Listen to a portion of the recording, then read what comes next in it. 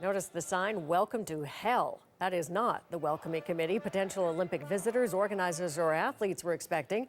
But this was the scene at Rio de Janeiro's International Airport yesterday. Police and firefighters protested at the terminal. Some of them say they have not been paid in weeks.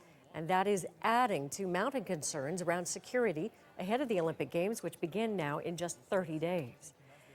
Mauricio Savarese is a reporter for the Associated Press. He's based in Rio. He's covered Olympic Games in London and Beijing, and right now joins us from Rio. So, Mauricio, let's begin with the police, because there are a number of different layers of security concerns that have been articulated. We're talking about local police, and they haven't been paid. What's the situation there? Well, Rio State's government, which is the responsible for the police, has been under massive financial constraints. They have delayed payments to police officers. They have cut their bonuses as well, and that has led to a very big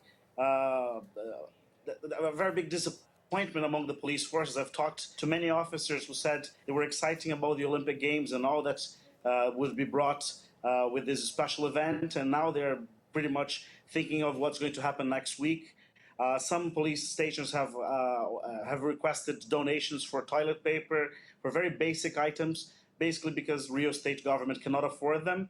And I would say that many of them are excited to be part of this important moment for Rio, but they are very worried about their future. If after the Olympics end, they don't know how the year will end for them. So police feeling under siege. They haven't been paid, as you say, soliciting donations. But at the same time, what is the reputation of local police in Rio? It's very bad. If you compare that with São Paulo, which is the other big city in Brazil, you would see that people in São Paulo are more confident in the work of the police, although it has massive problems as well with violence. And in Rio, you'd see problems with violence, problems with corruption, problems with bad equipment. You'd see that Rio society is much less confident in their police than in other cities of Brazil. And now at the Olympic Games, they're more reliant on the military that is coming to help than on the police forces that are going to do the basic patrolling on the streets. So you've got the military police stepping in during the games, but I know even myself, anecdotally, I've heard from colleagues that local police routinely will not do anything if they see someone who is a victim of what they would consider petty crime, but would be a serious robbery or mugging to anyone else. Yeah, that's the main concern for many Rio residents, that during the Olympic Games, that petty crime that is one of the city's biggest problems is not going to be addressed, because police forces are going to be focusing on the venues and they're going to be focusing on the tourists. So you basically see policemen that are not very excited at the moment because they have not been paid properly. Police that are not well equipped to deal with the crime that is ongoing in Rio, having to deal with the biggest event in the world of sports and the biggest event Rio has ever hosted. You would see that police forces in Rio are often saying that they have already made gigantic police operations, but this is the biggest one ever.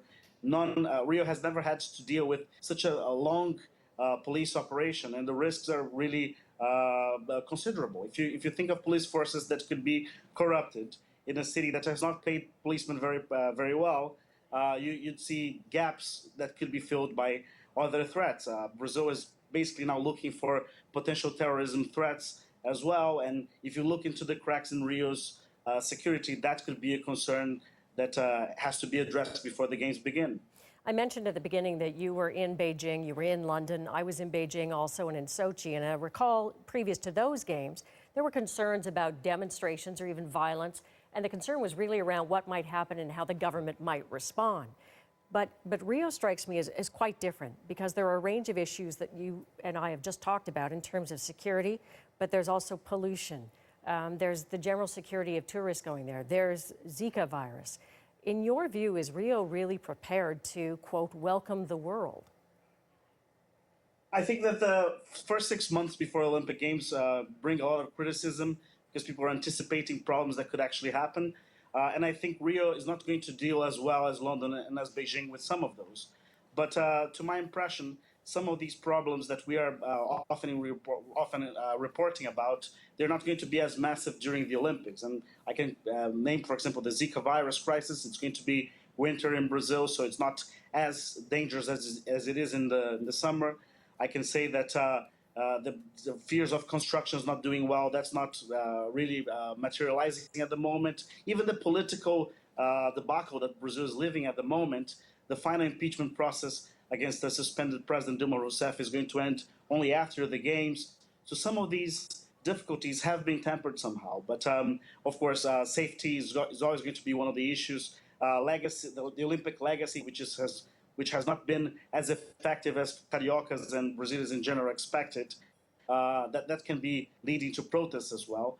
And the decisions of Brazil's interim government, because unpopular measures might be taken in the next few days, and that might affect workers, that might affect unions, and somehow that can lead to protests during the Olympics. But for now, we'd have to focus on the security issues, because these are the ones that are most obvious. Even Mayor Eduardo Paes mentioned a couple of days ago that Rio's security is horrible at the moment, and that is not very reassuring for anyone coming for the Olympic Games in the next few weeks. That's true. Mauricio, thanks so much for giving us your view of this. Thank you, Diana. We were talking with Mauricio Savarese. He's with the Associated Press. We reached him in Rio.